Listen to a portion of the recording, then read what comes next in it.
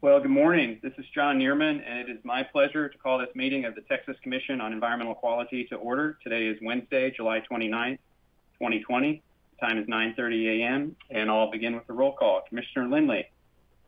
Good morning. Good morning. Commissioner Janeka. Good morning. Present accounted for. Good morning. So our commissioners are all present, and how about our general counsel? Ms. Smith, are you there? I'm here. Good morning. Good morning. And our public interest counsel? Yes, good morning. Good morning, Mr. McWhirter.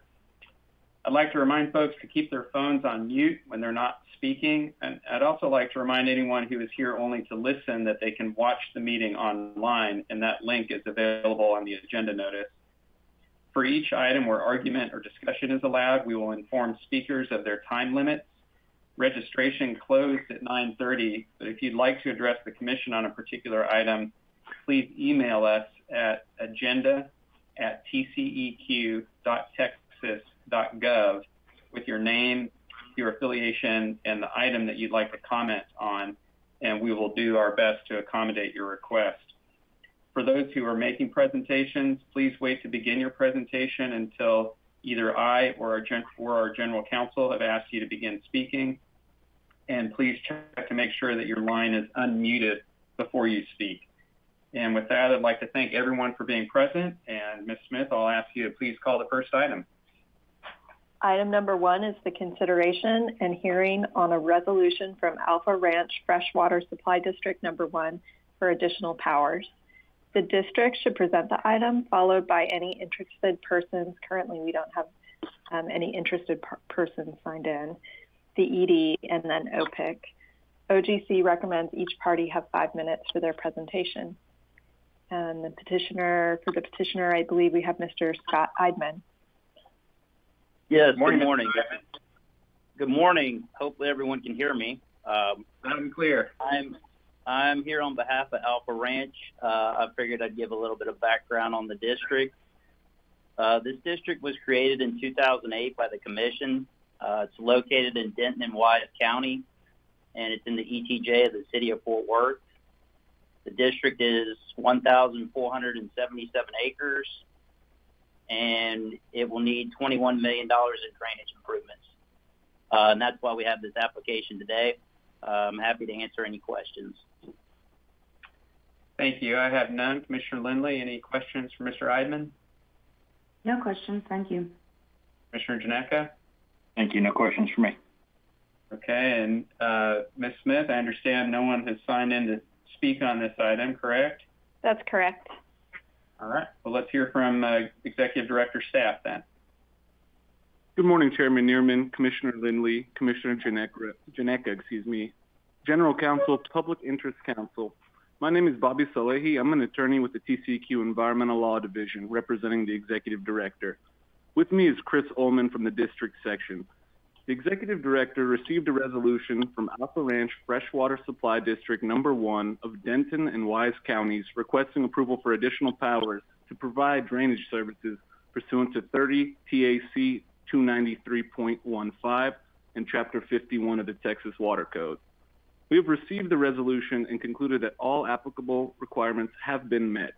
The ED recommends granting the addition of powers to the district. I'd like to make a slight correction to the proposed order. The second to last paragraph should say Attachment B rather than Attachment A. Thank you, and we're available for any questions that you may have. Thank you, Mr. Salehi. I have none. Commissioner Lindley, any questions? No questions. Commissioner Janeka? No, thank you. Mr. McWhirter, what are your thoughts? OPIC recommends approval of the request by Alpha Ranch Freshwater Supply District Number 1 for additional powers to provide drainage services, and we recommend issuance of the order presented by the ED with the corrections mentioned. Thank you. I agree, colleagues. I think we should approve the application and issue the revised proposed order granting the district's request for additional powers. All the evidence is that the petitioner has met the requirements and that the requested additional authority will serve the best interest of the district and be a benefit to the land and the property in the district. So that's my view and analysis. Commissioner Lindley, what are your thoughts? I agree that we should approve the application. I will just say one comment. This is in relation to item 1 and kind of the next item. I was concerned originally that the city wasn't given proper notice, but I will say the revised backup calmed that concern for me. So I just want to make it known to applicants and ED staff that for these type of applications, notices are important to me moving forward. And so, I guess the best way to say is I'd like to see it in the application as part of it as opposed to the day before. So because it came in, I'm fine with it, but those type of things are important to have in the application, and I'm okay with it now, but it was very last minute, so I just wanted to make that note. But I am comfortable moving forward today and approving. Thank you, Commissioner Lindley, and thanks for raising that point. I fully agree with that. Commissioner Janetka, what are your thoughts? Thank you. I think mine are completely aligned with yours, Chairman, and Commissioner Lindley's. I think that the revised filing for this backup for this item and item 2 similarly answered some concerns that were present in my mind. And I think it's a particularly important step to get correct because those notice requirements often point to statutory requirements, and it's really hard to cure after the fact. So appreciate ED staff moving to get the backup amended for us, and I'm ready to move forward on the motion today. If Yeah, thank you. I'll entertain a motion. I move that we. Sorry, Commissioner, go ahead. It doesn't matter. I move that we approve the application of Alpha Ranch Freshwater Supply District Number 1 for additional powers to provide drainage services within the district and issue the Executive Director's proposed order with today's proposed revision. I second. The motion has been made and seconded. Commissioner Lindley, how do you vote? Aye. Commissioner Janetka, how do you vote? Aye. I also vote aye. The motion carries. Ms. Smith, when you're ready, please call the next item. Item number 2 is the consideration and hearing on a resolution from Brookfield Freshwater Supply District Number 1 requesting the approval of additional drainage powers. The district should present the item followed by any interested persons. Currently, we don't have anyone signed in. The ED and then OPIC and OGC recommends 5 minutes per party for presentation. And Mr. Scott Eidman is here for this petitioner as well.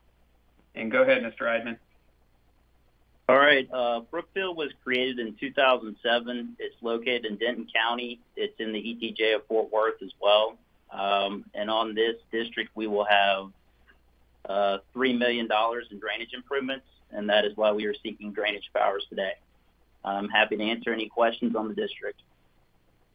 Thank you, sir. I have none. Commissioner Lindley, any questions for Mr. Eidman? No questions. Thank you. Commissioner Janetka? No questions. Thanks. And no one has signed in to speak, so we'll hear from Executive Director staff.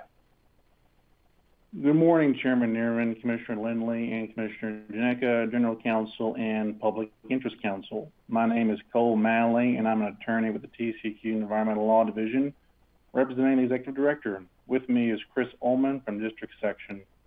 The Executive Director received a resolution from Brookfield Freshwater Supply District Number 1 requesting approval for additional powers to provide drainage services pursuant to 30 TAC Section 293.15 and Chapter 51 of the Texas Water Code. We have reviewed the resolution and concluded that all applicable requirements have been met. The ED recommends granting the addition of powers to the district. We are available for any questions you may have. Thank you. Thank you, Mr. Malley. I have none. Commissioner Lindley? No questions. Thank you. Commissioner Janetka? Likewise, no questions. Thanks. All right. Well, thank you, Mr. Malley. And Mr. McWhirter, what are your thoughts? OPIC recommends approval of the request by Brookfield Freshwater Supply District Number 1 for additional powers to provide drainage services. Thank you. I agree. The analysis here is very similar or the same as for item 1. The evidence is that the petitioner has met the requirements and that the expanded powers will serve the best interest of the district and be a benefit to the land and the property in the district. So I'm going to recommend that we go ahead and approve the application and issue the the proposed order. Commissioner Lindley, what are your thoughts? I'm in agreement as well. Commissioner Janeka? The same. I'll entertain a motion. I move that we grant the request by Brookfield Freshwater Supply District Number 1 for approval and additional drainage powers, and issue the Executive Director's proposed order with the revised technical memorandum. I second that motion. The motion has been made and seconded. Commissioner Lindley, how do you vote? Aye. Commissioner Janeka? Aye. And I also vote aye, so the motion carries. And Ms. Smith, when you're ready, I'll ask you to call the next item. Item number 3 is the consideration of material changes to contracts for goods and services awarded under Chapter 2155 of the Texas Government Code and executed during the previous quarter. The Executive Director's staff is here to present the item. Good morning, Chairman, Commissioners, General Counsel, and Public Interest Counsel. For the record, my name is Allison Scott, Compliance Evaluator for the Procurement and Contract section of the Financial Administration Division, and I'm representing the Executive Director. This item contains the material changes made to contracts and purchases for goods and services between March 1st, 2020 through May 31st, 2020. Reported material changes include extensions of the contract for completion of work for 6 months or more, or an increase in consideration of 10% or more, in accordance with Section 2155.088 of the Government Code. The Executive Director presents these items for your consideration. I am also available for questions. Thank you, Ms. Scott. I have none. Commissioner Lindley? No questions, thank you. Commissioner Janeka? No questions for me. Appreciate it. Thank you. Ms. Smith, has anyone signed in to speak on this item? No one is signed in on this one. Thank you. And Mr. McWhirter, what are your thoughts? OPIC recommends approval of the resolution acknowledging material changes to contracts for goods and services as presented by the Executive Director. Thank you. I reviewed this item and agree. I think we should approve issuance, and we'll entertain any additional thoughts or comments or a motion from my colleagues. Commissioner Lindley, what do you think? I'm ready to move forward with it as well. Commissioner Janeka? I feel the same, and I'll provide that motion if y'all are agreeable. I move that we approve issuance of the Executive Director's proposed resolution that acknowledges the material changes to contracts for goods and services in accordance with Texas Government Code Section 2155.088 for the period of March 1st, 2020 to May 31st, 2020, as described in the TCQ Interoffice Memorandum to the Commissioners and Executive Director, dated July 29th, 2020, in docket number 2020-0810-MIS. A second. The motion has been made and seconded. Commissioner Lindley, how do you vote? Aye. Commissioner Janeka, how do you vote? Aye. I also vote aye. The motion carries. Ms. Smith, when you're ready, please call the next item. That will take us to the enforcement docket, which are items 4 through 35. The Executive Director's staff is here to present these matters. Good morning. Good morning, Chairman, Commissioners, General Counsel, and Public Interest Counsel. For the record, my name is Melissa Cordell of the Enforcement Division, and with me today are Brian Sinclair, also of the Enforcement Division, and Charmaine Backens of the Litigation Division, representing the Executive Director. Pending before you are items 4 through 35. The total assessed administrative penalties are $678,097, with $85,755 deferred, $109,975 applied toward supplemental environmental projects, and $482,367 to the general revenue. We respectfully request approval of these items and are available to answer any questions you may have. Thank you, Ms. Cordell. I have none. Commissioner Lindley? No questions, thank you. Commissioner Janeka? None for me. Thanks. Ms. Smith, has anyone signed in to speak on these items? On item 12, we had an individual who was signed in but indicated that they don't wish to speak unless the commissioners have questions, and their presence will be noted for the record. Thank you. And Mr. McWhirter, what are your thoughts? My office reviewed these items, and we recommend approval of the proposed orders. Yeah, likewise here, I agree with that. I think we should move ahead with approval. And Commissioner Lindley, I'll invite any additional thoughts or a motion from you or Commissioner Ginecka. I'll make a motion. I move that we adopt items 4 through 35 as recommended by the Executive Director. I second that motion. The motion has been made and seconded. Commissioner Lindley, how do you vote? Aye. Commissioner Ginecka, how do you vote? I vote aye. I also vote aye. The motion carries. Ms. Smith, when you're ready, please call the next item.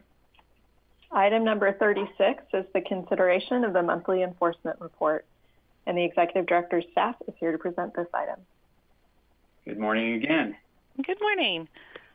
My name is Melissa Cordell of the Enforcement Division, and with me is Brian Sinclair of the Enforcement Division and Charmaine Backens of the Litigation Division. We are here to present the monthly enforcement report for fiscal year 2020 through May. There are 1,153 effective administrative orders issued, and of those, 137 contained supplemental environmental projects.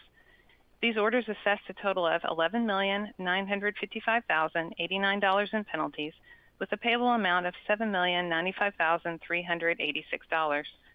$2,902,246 are to be paid for supplemental environmental projects.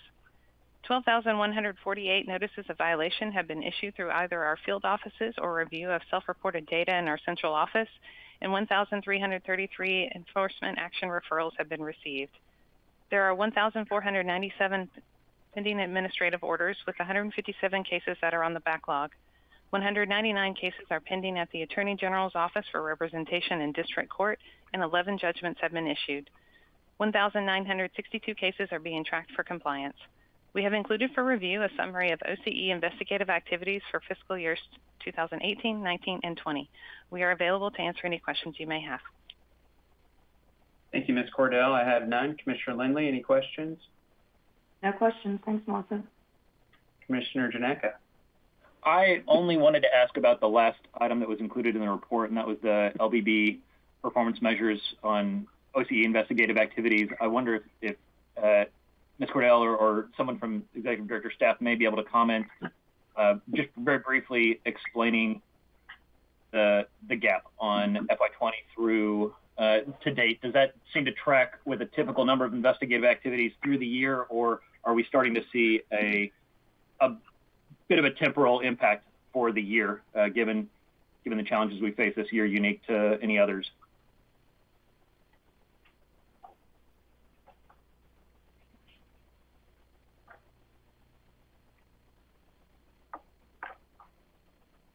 Commissioner Ginecka, can you identify exactly what number or chart you're looking at on the LBB performance measures? Just absolutely, and it's really just a general comment. I wanted to make sure that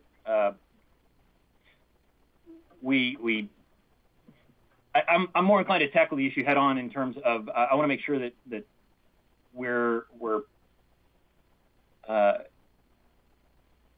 open about and discussing. I believe that there has been an impact on our investigative activities through the course of the COVID pandemic, and I think Director Baker has done a wonderful job in terms of trying to keep a high priority of staff resources behind that effort, but it's just simply not an activity that can continue unchanged or unaffected by the current social distancing measures.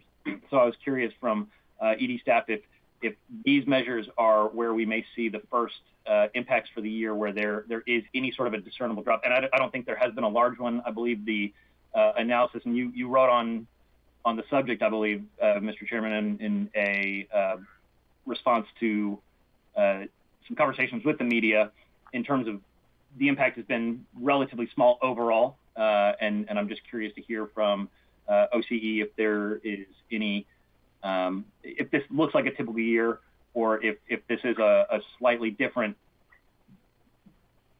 noticeable drop because of unique impacts that we've encountered through the last couple quarters of the year.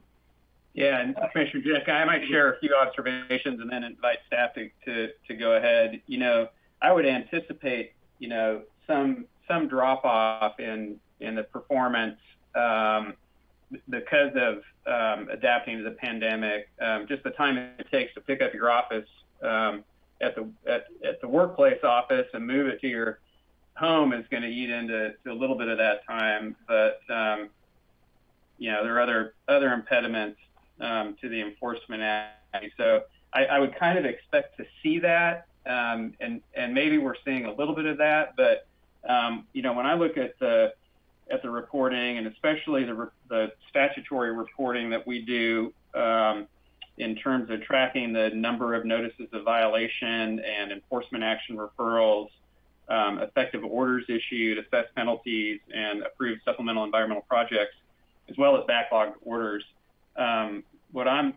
My reading of that data is that we are either on pace with the performance over the same period in 2019 and 2018, or in many of these cases, we are outperforming, even significantly outperforming our efforts in 2018 and 2019, and those are year to date.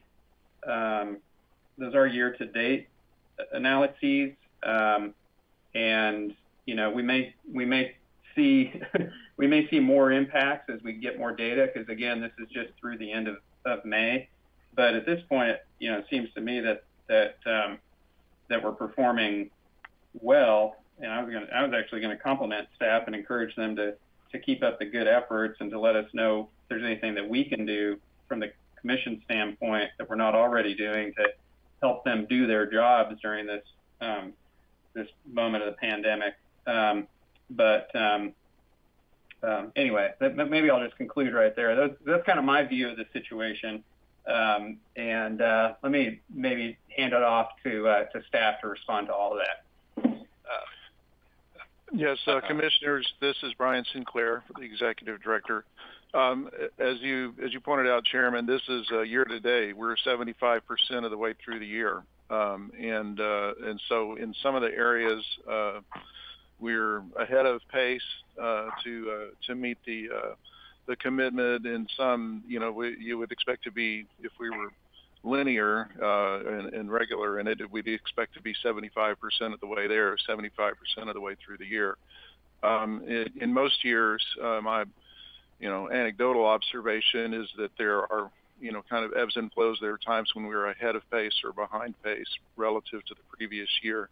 But the specifics, particularly in the investigations of air sites, investigations of waste sites, would be the ones that from the graph appear to be behind pace. And so I would have to get with, I don't have a specific answer for that. I would have to get with the program support and region folks and understand whether or not we expect that to recover and to make the LBB commitment for this year. And Christy Mills-Girock is on the line. Oh, good. Okay. Thank you, Chairman, Commissioners. This is Christy Mills-Girock with the Program Support and Environmental Assistance Division. Apologize for the technical difficulties there. So we are slightly below pace for a typical year, primarily in the air and the waste measures. Water is actually pretty similar to what we've done in previous years. Because of the social distancing, we've rerouted staff to do more record reviews and socially distanced on-site reviews where possible. So we've been able to make up quite a bit of ground by doing other investigations, which we wouldn't do in a typical year. So as we're able to get more creative in the way we do on-site investigations, we're starting to see those increase as well. We do expect to finish the year slightly below target, but we're working on writing the justifications for those variances, and the staff is working really hard to try to get as many investigations done in as many programs as possible. Thank you for that response, and thank you, Chairman, for your input and context on the question. And I certainly am in strong agreement there as well. I should clarify that I didn't want to intend criticism or a wish to find fault. I think that we are doing very well in the circumstances and challenges that we're overcoming, and I appreciate staff helping articulate where we see some of that at this point in these numbers and the data. And I'm hopeful that we'll get very close to the end and have great explanations for it when we're at the end of the reporting year. So thank you very much, staff. Thank you, Commissioner Ginecca. I mean, we're certainly adapting in different ways across the agency, but this has impacted the Office of Compliance and Enforcement. We'll have a better understanding of the impacts as time moves on. And I think the annual enforcement report will certainly be a good moment to take stock. But really, we're looking at through the end of May about 10 weeks of data of the pandemic. If you measure the pandemic as beginning mid-March, and where we are now, late July, we're actually, 19, approaching 20 weeks into it. So we just don't have the data yet on what's transpired, and we may see additional declines. I would anticipate that, but in any event, I'm pleased with how staff has responded so far, and just want to encourage them to keep up the good work and also continue looking for ways to fully restore and get back to as normal a footing as we can in terms of especially the air and waste investigations. But I think that's all I have to say on the topic, and I do want to thank staff. Commissioner Lindley, do you have any additional thoughts at this point? No, I'm good. Thank you very much. Okay, and Ms. Smith, I don't think I've asked yet if there's anyone signed in to speak on this item. No one is signed in on this one. Okay, and so now I think it's Public Interest Council's turn. I appreciate the report and the work behind it. I didn't have any questions. Thank you, Mr. McWhirter, and no action is necessary on this item. So, colleagues, if there's nothing else, I'll ask Ms. Smith to call the next item. Item number 37 is the consideration of a petition for rulemaking submitted by James Thompson, requesting that the Commission amend 30 Texas Administrative Code Section 217.155 relating to aeration equipment sizing. Mr. Thompson, the petitioner, should present first, followed by any interested persons, and currently no one is signed in. The Executive Director and the offices of the Public Interest Council. OGC recommends parties have 5 minutes for their presentation. And Mr. Thompson should go first, but I understand he may not be signed in or at the meeting. Mr. Thompson, are you on the line?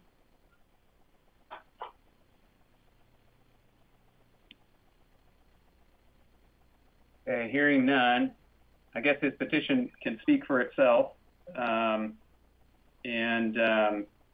We'll check back before we vote on this item to see if he's been able to join. But moving forward, since there's no one signed in to speak on the item, let's turn to Executive Director staff.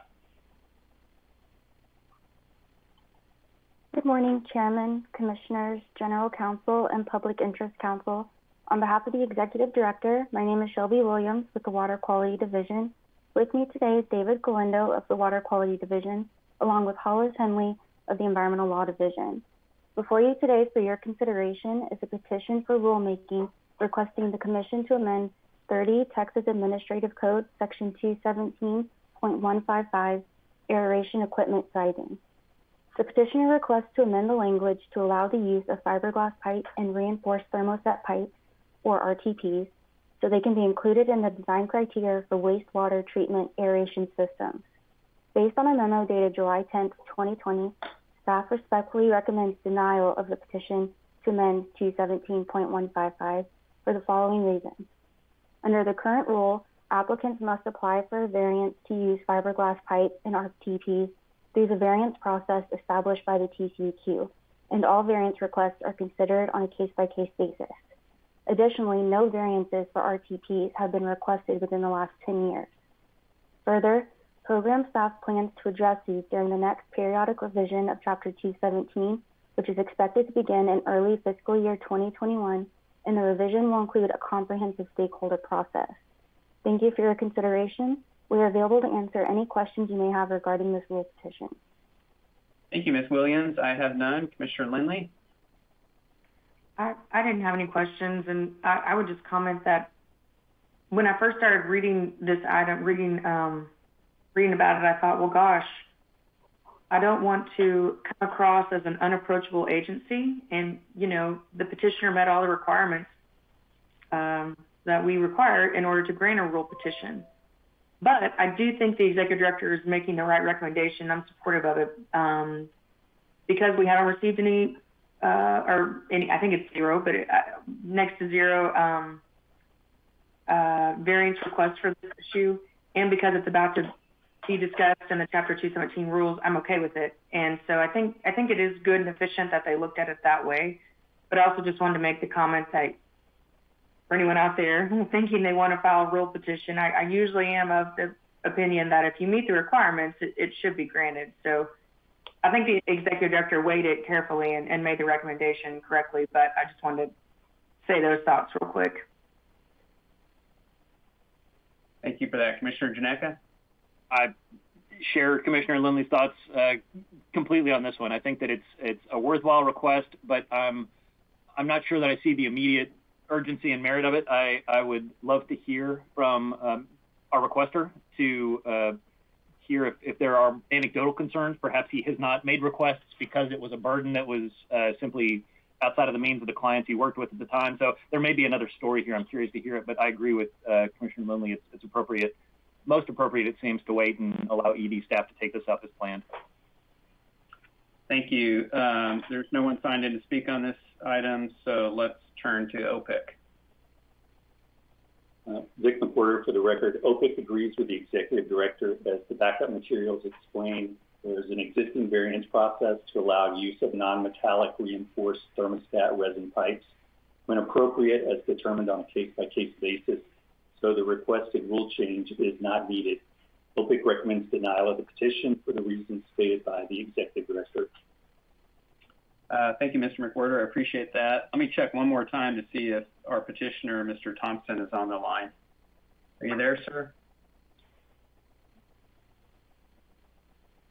All right, I don't hear him. Maybe he'll have a chance to listen to the recorded version of the agenda later.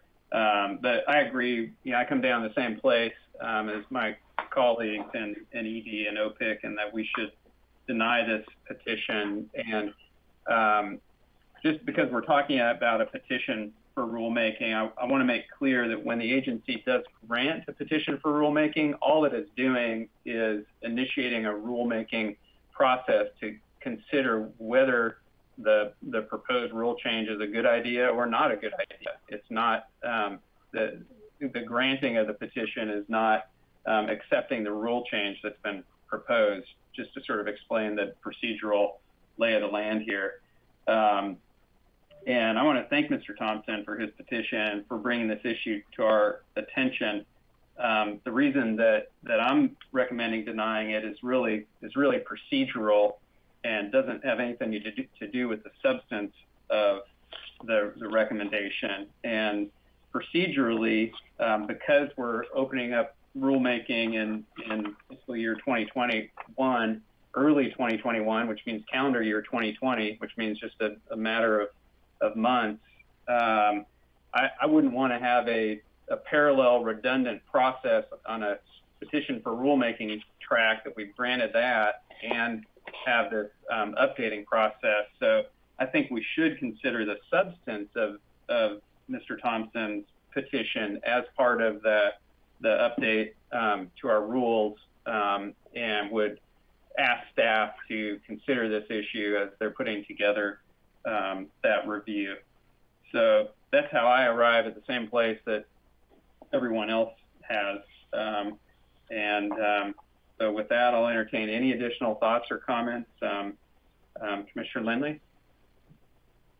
I don't have any other thoughts or comments, and I can make a motion, or I can let Commissioner Janeka make it. It doesn't matter. I'll swoop in with that motion. I will just add a plea to Mr. Thompson and to ED staff. Please do take advantage of the opportunity in the coming couple months as staff begin to take up that rule item to revisit this issue with some degree of specificity. I'd love to learn more about the request, but I'll make the motion that we deny the petition for rulemaking submitted by James Thompson concerning amendments to 30 Texas Administrative Code 217.155 and issue the executive director's proposed order. I second. The motion has been made and seconded. Commissioner Lindley, how do you vote? Aye. Commissioner Janeka? Aye. And I also vote aye. The motion carries. Ms. Smith, when you're ready, please call the next item. Item number 38 is consideration for publication of proposed amended and repealed sections of 30 Texas Administrative Code, Chapter 39 regarding public notice, Chapter 50 regarding action on applications and other authorizations, Chapter 55 regarding request for reconsideration and contested case hearings, public comment, and Chapter 331 regarding underground injection control. The Executive Director's staff is here to present this item. Good morning. Hi, good morning, Chairman, Commissioners, General Counsel, and Public Interest Counsel. On behalf of the Executive Director, I am Tamara Young with the Radioactive Materials Division. With me is Lori Counsel with the Radioactive Materials Division and Diane Giles with the Environmental Law Division. The proposed rulemaking would streamline the regulation of pre-injection units associated with injection wells by removing redundant requirements for registering or permitting pre-injection units. Staff requests approval to propose the publication of Chapters 39, 50, 55, and 331, and permission to make non-substantive corrections to the proposal package if necessary to comply with Texas Register format and style requirements. Thank you for your consideration. We are available to answer any questions. Thank you, Ms. Young. I have none. Commissioner Lindley? No questions. Thank you. Commissioner Janeka? No questions from me. I appreciate the attempt to remove some redundancies and duplicative requirements. And Ms. Smith, has anyone signed in to speak on this item? No one has signed in on this one. And Mr. McWhirter, what are your observations? OPIC recommends approval for publication of this rulemaking as presented by the ED so the Commission may receive and consider public comment. Yeah, thank you. I agree with that for the reasons stated. And colleagues, I'll entertain any additional thoughts or a motion. I will move that we approve the publication of proposed amended sections 39.403, 50.113, 55.101, 55.201, 331.2, 331.5, 331.7, 331.47, 331.64, and 331.121, and repealed sections 331.17 and 331.18 as recommended by the Executive Director. I second that motion. The motion has been made and seconded. Commissioner Lindley, how do you vote? Aye. And Commissioner Janeka, how do you vote? Aye. I also vote aye. The motion carries. Ms. Smith, when you're ready, please call the next items.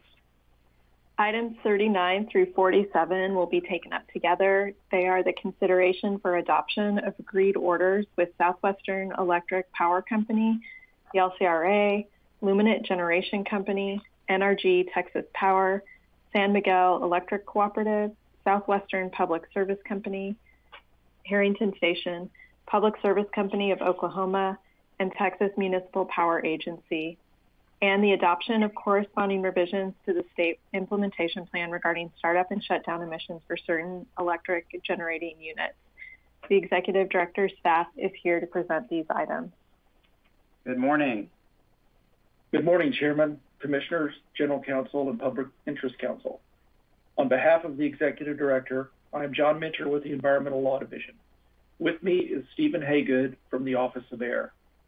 For your consideration today are the revisions to the state implementation plan consisting of 8 voluntary agreed orders establishing certain operational limits and work practices for periods of planned maintenance, startup, and shutdown activities, or MSS, as federally enforceable emission limits, and a SIP narrative demonstrating that the SIP provisions will meet the requirements of Federal Clean Air Act Section 110L to ensure non-interference with any applicable requirement concerning attainment and reasonable further progress or any other requirement of the Federal Clean Air Act.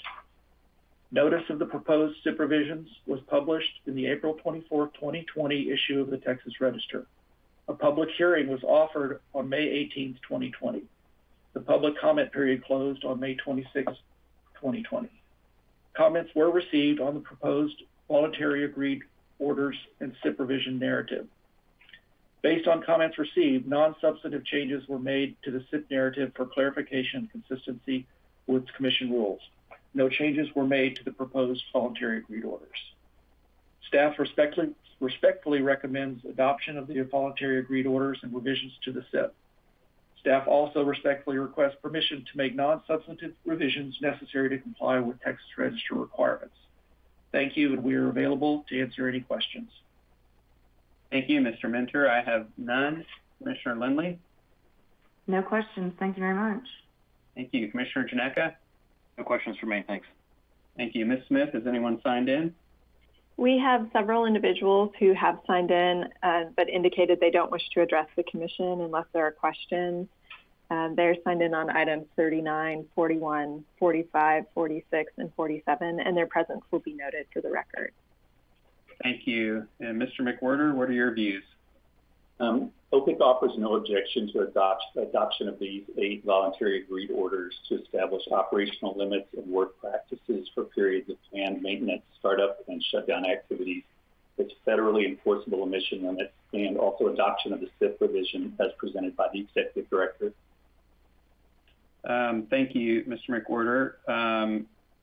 And colleagues, as we heard, these agreed orders and the SIP revision include new operational limits and work practice requirements for periods of planned maintenance, startup, and shutdown. It's clear to me that these limits and requirements are federally enforceable. They do not relax the SIP, and they're appropriate lawful controls for particular matter.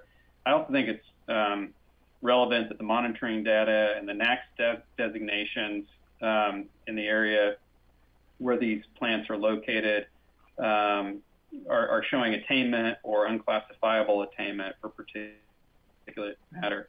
So I do think we should go ahead and adopt the agreed orders and the proposed SIP. And Commissioner Lindley, what are your thoughts?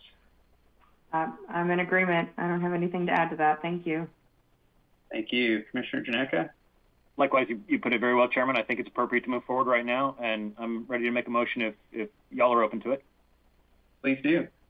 I move that we adopt the voluntary agreed orders with the following 8 power plants. Southwestern Electric Power Company, H.W. Parkey Power Plant. I'll number them so it's very clear when I read the order too. Lower Colorado River Authority, Sam Seymour Fayette Power Plant. 3, Luminant Generation Company, LLC, Martin Lake Steam Electric Station. 4, NRG Texas Power, LLC, Limestone Electric Generating Station. 5, San Miguel Electric Cooperative Incorporated, San Miguel Electric Plant. 6, Southwestern Public Service Company, Harrington Station. 7, Public Service Company of Oklahoma, Oklahoma Union Power Station. And 8, Texas Municipal Power Agency, Gibbons Creek Steam Electric Station. And adopt the proposed SIP revision regarding planned maintenance, startup, and shutdown emissions for certain electric generating units as recommended by the Executive Director. Before, can I get a clarification, Commissioner Janeka? On number 2, I thought I heard you say Lower Colorado River Authority, San Seymour Fayette Power Plant, but did you mean power project? Yes, ma'am. Thank you for clarifying, and I'll repeat that just to be clear. Number 2 of the list should be the Lower Colorado River Authority, Sam Seymour Fayette Power Project. Thanks. Thanks. I second that motion. Motion has been made and seconded. Commissioner Lindley, how do you vote? Aye. Commissioner Janeka, how do you vote? Aye. I also vote aye. The motion carries. Ms. Smith, when you're ready, please call the next items. Items 48 through 51 are for closed session, and the Commission will not meet in closed session today. Colleagues, good to visit with you this morning. Thank you. The time is 10:14, and we are adjourned.